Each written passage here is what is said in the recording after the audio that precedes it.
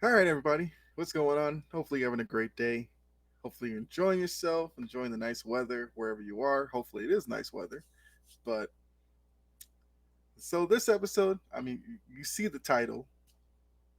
I got to talk about what's going on the Boston sports scene. For much of the year, there was a lot of optimism about,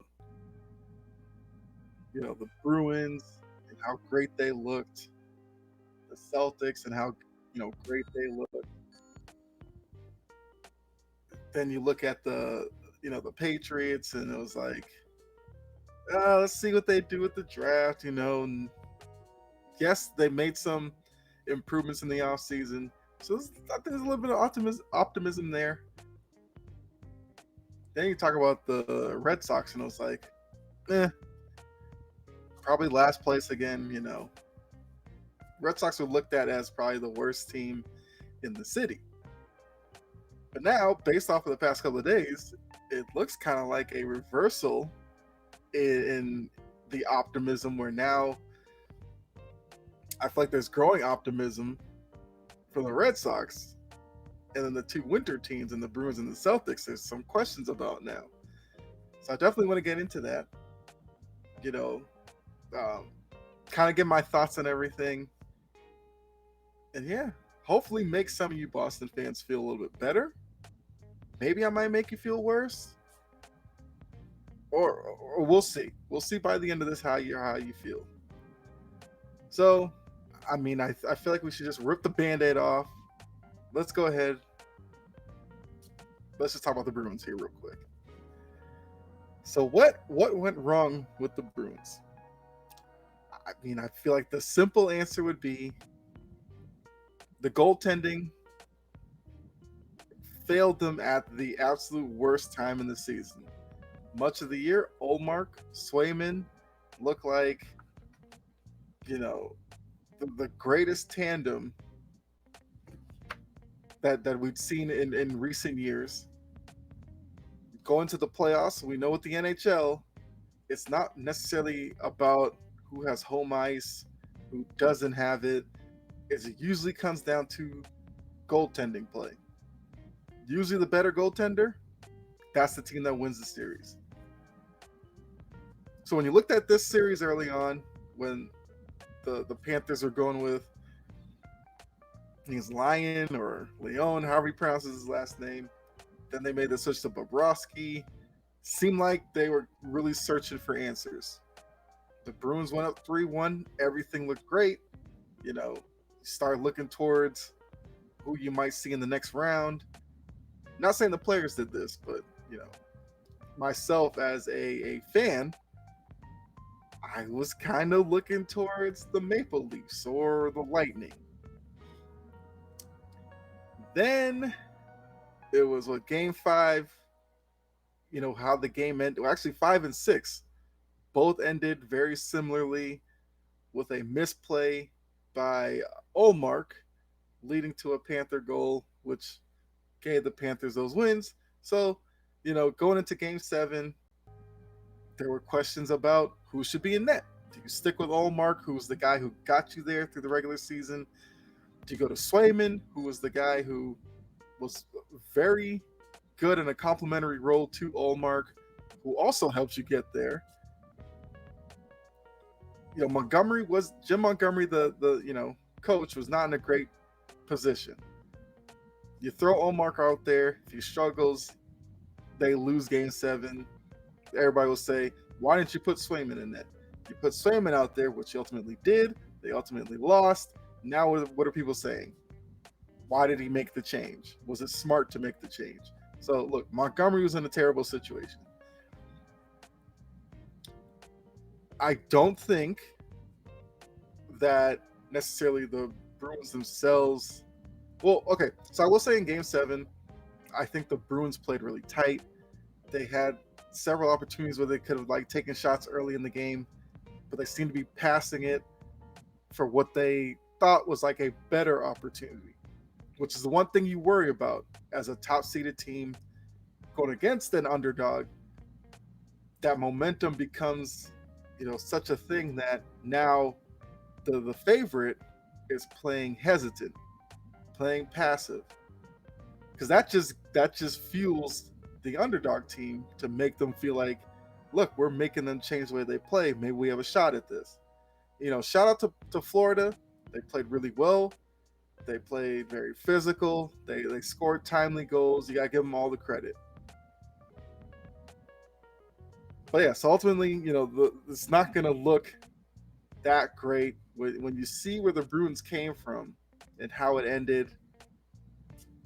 It's definitely gonna leave a bad taste in Bruins fans, other actually just the general Boston sports scene. Definitely leaves a bad taste in your mouth.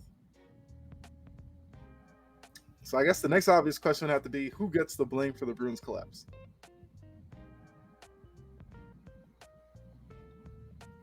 I think questions like this are always tough. Because like I said, Jim Montgomery was put in a bad situation. Like, he's the coach, he doesn't skate, he doesn't attempt to save any shots, he doesn't put any shots on net. So I can't necessarily put a lot of the blame on him. Look, goaltending, yes. I guess I'd have to say that's probably the biggest part of the blame pie. But I mean, the couple of plays that I talked about with Olmark at the end of games, that could happen to any goalie. It's just terrible that it happened to him back to back like that. And then Swayman going into game 7, that's a tough situation. After the game, he said he owed the guys to make one more save, which he was alluding to with the Bruins being up 3-2. Florida got their tying goal, I think, like under a minute in the third period. So that's what he was talking about. Felt bad for Swayman. Like I said, tough situation to be brought in off the bench to try to save the series. And, he just came up short. But I feel like that's where you're going to be looking. Goaltending. I mean, the Marchand play, I believe that's at the end of game 5 where he missed the breakaway with time running out in the third period, will be looked back on as a major player in all this. So I feel like there's probably a lot of blame to go around. But like I said, I don't want to take away from Florida because they played so well. You got to give them all the credit in the world for that. So I'll just leave it at that. I guess the blame goes to Florida, really playing well. How will the team be remembered, though? Because remember, they set the wins record, they set the points record, they won the President's Trophy, which, once again, the President's Trophy curse rears its ugly head. I guess this is the NHL's version of the Madden curse. I don't know, but I can't remember the numbers. I looked it up probably last week, but it's something like the past whatever President's Trophy winners have not won the Stanley Cup. Now, look, I feel like no team's going to really shy away from that because eventually a team's going to win the President's Trophy. They're going to win the Stanley Cup, and then this will all go away. But I don't know if with the dominance that the Bruins play with in the regular season, maybe once this playoff series got really tight and really edgy and really physical, maybe the team didn't know how to respond necessarily, which I guess could be a fair criticism, but I can't fault them for going out there and setting the wins record and all that. Because you go into a regular season looking to win games. That's what they did. It just didn't translate to the playoffs. I think they'll be remembered more for if this is the last time we see Bergeron with him, hugging Marchand, saluting the crowd. Definitely seemed like a farewell type of gesture from Bergeron. I mean, you got to look at it as the core of Bergeron, Krejci, Marchand, only winning one Stanley Cup for as great as some of those teams were for their years. Does seem like they missed a couple of opportunities. feel like the biggest one might be that Blues series from a few years ago. I think they lost that in 7 games. But for me, look, I remember the the Stanley Cup that they did win, which I believe was against the Canucks, and how much joy there was in that with that team. I would like to say that's how this group would be remembered, was for that, but that was several years ago. I think a lot of people just be focused on how many times they didn't get it done over the one time that they did, which I guess is fair. But I would love to see Bergeron, Krejci come back for one more year. But Krejci already missed the year by going overseas. I could definitely see him calling it a career at this point. I think Bergeron, for as beat up as he's been the past couple of years, this is probably it for him. Marchand, maybe he's got a couple more years in him. I don't think he's leaving, but it's definitely going to look different next year. Oddly enough, coming into this year, a lot of people didn't have high expectations for this Bruins team. So unfortunately, because of the great regular season, a lot of those people were expecting more from this team. Where if you were to tell me before the season, where most people thought fringe playoff team, maybe they get one of the wild card spots and they go out in the first round this way, you'd be like, yeah, makes sense, kind of the end of an era. But it's still going to be tough. Definitely going to be tough. I'll have to see what the Bruins do in their off season to kind of reshape this team. I do think they have some pieces going forward that will definitely contribute next year. Now, I think Bertuzzi might be a free agent. I think he only had 1 year left on his deal when they made the trade for him. I would love to see him back with that B on his chest. We'll have to see. Orlov, I think Orlov has a couple of years, so I'm interested to see what he looks like next season. Hathaway, I don't know about. I think Hathaway, you can probably move on from Hathaway, but I would love to see Bertuzzi, Orlov next year. But yeah, I think that closes the book on the Bruins. Well, now for a little bit more bad news, I guess. The Celtics. They had game 1 against the Sixers last night. No Joel Embiid. A lot of people were like, oh, this is a blowout win for the Celtics. I did say on cheap seats, I said Celtics in 6, which means I'm giving a couple against the Philly. I also thought last night was going to be like a 105-90 win for the Celtics. Well, did not get that. Got a 5-point loss to a Sixers team. Harden had a prime Harden type of night where he dropped 45 plus. Paul Reed hit clutch free throws at the end of the game. D'Anthony Melton seemed like in the first half he hit like clutch 3 after clutch 3 at the end of the shot clock, which ultimately, looking at the way the game went, were big shots in the grand scheme of things. Tatum and Brown had okay games, but being down 0-1, yes, people, you might see a lot of people overreacting on Twitter and ESPN and all that. Just remember this: it was just game 1, so it's not over yet. We saw Phoenix lose game 1 in Denver. I believe they came back and tied it up last night. Can't remember, but game 1 now, Missoula can go back, make some adjustments, maybe change the rotation a little bit. Who knows? But I'm sure he's going to let them know the aggressiveness, getting to the hoop that they were doing in the first half, continue that through the game. Of course, if Embiid plays in game 2, maybe that changes. Maybe you just drive and kick. Horford missed a couple of open threes. You would hope game 2 those go down, which then makes game 2 definitely more winnable.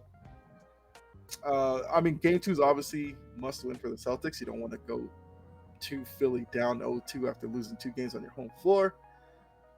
Philly's got to be feeling ecstatic about it. Maybe they push and beat out another game, because Worst thing is if they lose game two, you're going back to Philly tied at 1, and Embiid has extra days to rest. He plays in game three. You kind of see what happens there. With Harden, you have to see, can he back up? If Embiid doesn't play, can he back up this 45-point performance with another one? That's going to be definitely a question. But I'm not going to overreact yet, because like I said, just game one, no big deal. Now, I will do an episode after game two. We'll see how my mood is at that point. But right now, you give Philly credit. The atmosphere was great. The rest, this ref crew had a tough night, especially in the fourth quarter. Seemed like the stage got too big for them. They made some questionable calls both ways. They missed things. They was not a great showing. But for playoff basketball, I thought it was fun. I like close games like this. Yes, on paper, probably should have been a blowout for the Celtics, but I like these crunch time moments late in the game to see what players do. Look, we saw Harden hit that big three over Horford to pretty much seal the game. I want to see moments like that to see how players rise to the occasion. So, look, like I said, is it time to panic? No. I'm not panicking. If you were panicking, hopefully that explanation calmed you down a little bit. Let's see. Red Sox. Are the Red Sox fun to watch? Yeah, they are. Verdugo, look, the man is on fire right now. I can't take anything away from him. Had another walk-off hit last night. I mean, he's coming up big. I believe he has like a couple of years left on his current deal. I would hope that the Red Sox look to extend him, especially with him being a part of the Mookie Betts deal. They extended Devers this past offseason. I would love to see Verdugo in the future plans because I just think he has the personality to become a leader on the Red Sox and a face of the city. When he's out there playing, he's smiling. He's got a batting stance that's unique that I feel like kids in Boston probably are recreating because of the start he's had to the season. I think he's great. Like in interviews, I just feel like he's a guy who could take on the role. Look, he's not going to be as big as David Ortiz was. Not going to happen. But he could definitely be a guy that is a representative for the Red Sox. Who knows? Maybe becomes a draw for free agents along with Devers, play along with those two. Yoshida's coming along. Chris Sale looked great in his last start. Kluber pitched last night, looked okay. I think the pitcher stats coming around, Bayo, guys like that. And like I said, the offense, okay, I'm here for it. Connor Wong hit a mammoth home run. Was it like Valdez or something? The guy who hit the bomb to center. He seems like really fun to watch. So look, I don't know. Look, I don't think they're gonna win the division or anything like that. Tampa Bay's kind of running away with it right now, but it's still early. I think the Red Sox could be a playoff team. I think I predicted before the season them finishing third in the AL East and being a wild card team. I'm not coming off that prediction. Does help that the Yankees are in last place. Look, I'm gonna be petty about it. I'm liking seeing the Yankees in last right now. Do I think that's gonna last? Obviously not. But never know. Baseball's a weird sport. Sometimes there's some random years that happen. I mean, look, the Rays and the Pirates and the Orioles have like 3 of the top 5 records in baseball. Who had that in their predictions before the season? So I feel like anything can happen this season. I think the Red Sox are starting to figure some things out, and I'm excited to see what they do in May, June, and the months to come. Obviously, as I talk about all this, you can let me know what you feel about it as well. Um, if you want to toss some questions out, maybe about the Bruins or whatever, drop that in the comment section. I can get to those in the next video. But I do want to talk about one last thing before I get out of here. And that is Patriots draft. Now, I love the Gonzalez pick. I love that they got him at 17. Did not at one moment think he would be available to them at 14, which he was. Then they moved back to 17. Really didn't think he was going to get to 17. They got him. He seems like a guy who, with the secondaries coach, Bill Belichick in New England, probably is a guy who will be starting on the outside at some point next season. If not from opening snap of game one, I feel like in certain packages, he'll definitely be on the field next season. I'm interested to see with maybe Jack Jones on the other side, John Jones, Marcus Jones in the slot. I think the secondary could be really good for the Patriots. I think Christian Gonzalez, if not next year, maybe the following year, will be a big contributor to that. So I love that pick. The Keon White pick, who they got in the second round, potential's there. He's a guy who played tight end, converted to defensive end. So I think that brings some athleticism with it, as well as him he's a big guy. So I think once again, Belichick defensive line coaches, they can coach him up. Maybe he turns into something. He had like 8 sacks last year at Georgia Tech. So love that pick as well. I'm not going to go through every pick, but the Patriots became the first team since the Raiders when they took Janikowski and Leckler to take a kicker and a punter in the draft, the same draft. Had no problems with that either. Nick Folk's getting up there in years, and Ryland will probably signal that Folk moving on. We know the issues that they had with Jake Bailey, where he's gone. He's down in Miami, I think now. So they brought in Behringer, who's a guy who just booms the ball. Have zero problem with that. I love the picks in the 6th round, or 5th and 6th, with was Keyshawn Butte, wide receiver at LSU, who during this process was mocked as high as the 1st round to some people, but issues or whatever dropped him. To Mario Douglas, who seemed like he was bound to be with the Patriots as a Senior Bowl guy. I love those 2 picks. I think both those guys could be in the wide receiver rotation next season. If not, maybe special teams type, but I think both those guys could be on this team. It was good to see them get a couple of young wide receivers for Mac Jones. Maybe if you don't hear anything about them next season, I believe Parker only has 1 year on his deal. Maybe one of these guys steps into that role the following year. Bourne might be coming up on his contract as well. I mean, the opportunity's going to be there for these guys that they can latch on with the team. I didn't have a problem with the interior lineman run that they went on with like 3 straight picks. Have no issue with that. I really love them taking the Bolden guy, the HBCU guy in the 7th round. Dion had a lot to say about that with Bolden being the only guy taken. Dion was upset by that. And I think rightfully so. Because, Dion went there to put spotlight on HBCUs. He felt like he did that. He's now in Colorado, of course. But I think he was hoping for, a few more guys to get picked. And, maybe they do that over the next couple of years. Who knows? But all in all, I'd probably say for the Patriots draft, I'd probably give it a B. B minus, bordering to a B.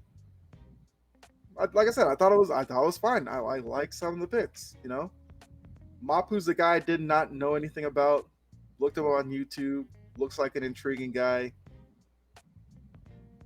Isn't that what the draft's for? You take a couple of guys like that, maybe you find a diamond in the rough. That's what the draft's for. Take some chances. Have no problem with that. So, as the NFL calendar rolls past the draft, now the next thing we'll be looking at is training camp, off-season programs, stuff like that. We'll see when some of these guys get there, how they look. But like I said, I like the draft. I thought they did really well. It's going to be a tough division next year, so hopefully some of these guys do contribute. But I don't know. I'm definitely very interested to see what the Patriots look like next year.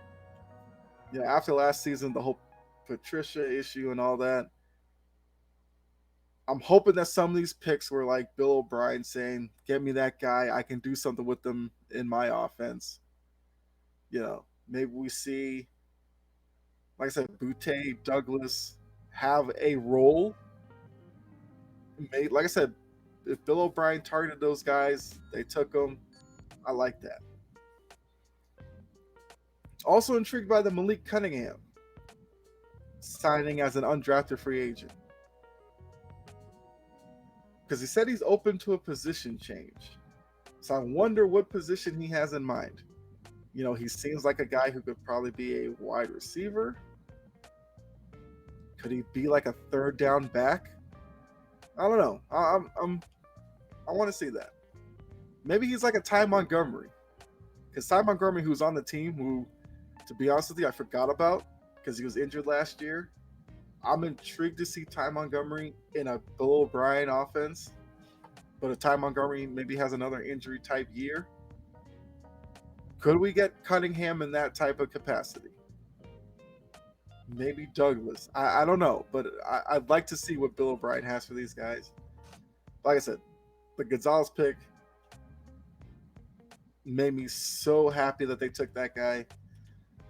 A lot of people look at the draft to say, how come they didn't take any tight ends or whatever? Look, it is what it is. Maybe they plan on keeping Gesicki, Hunter Henry a little longer. Maybe they go into the tight end market next year in the draft or something. Who knows? But I definitely give a thumbs up for the draft this year. I thought some teams did really well. I thought the Eagles did really well. The Falcons did okay. I do question the Bijan Robinson pick in the first round. Not because he's not a great player. I just wonder if they should have taken Jalen Carter, who was dropping. I mean, Jalen Carter at 8 would have made perfect sense. The Eagles took him at 10. So maybe that would have been a better move for the Falcons. When you have Grady Jarrett who's getting up there, you have Calais Campbell on the defensive line getting up there. Why not take Carter, who's a UGA guy? I feel like that would have been the pick for them. But yeah. But yeah, those are my thoughts. Let me know who your team is. How do you feel their draft went? You can let me know that down in the comment section. I'd really love to hear from you. As you know, I will definitely get back to you down in the comments and we can interact. But yeah, so Boston fans, for as much pain you might be feeling about the Bruins right now, think about the fact that the Red Sox are probably overperforming right now. The Patriots had a good draft, drafted people that fit needs and that a lot of times Patriots fans get upset when Bill Belichick takes a guy never heard of in a round that they probably shouldn't have gone with. He got a couple of guys who could be legitimate steals in this draft. Optimism. Celtics, yes, 1 game. With a 7-game series. Keep it optimistic. That's my message. So, but yeah, thanks for tuning in. Hopefully you enjoyed the episode. If you did, you know what you need to do. Hit the like button, subscribe, share. Really appreciate that. From you. And trying to see what I got going on. Oh, we'll be on JJL Sports Talk actually later today. So make sure you go over there, see me and Jordan talk about NBA, NFL, all that good stuff. Be on the Big Three over on Sports Empire Network later tonight. Make sure you tune into that show. Um, Show's definitely gaining a lot of traction. You know, we have a lot of people who are in the chat every week. Would love to see some of you over there. Jump in the chat. You know, if you're coming over from this show, you can definitely put in that chat. I'll shout you out. So, yeah, I think that's all I got going for this week. But yeah, so once again, thanks for tuning in. Hopefully, have a great rest of your day. You know, be safe out there. God bless. And I'll catch you next episode. All right. I'll see you later.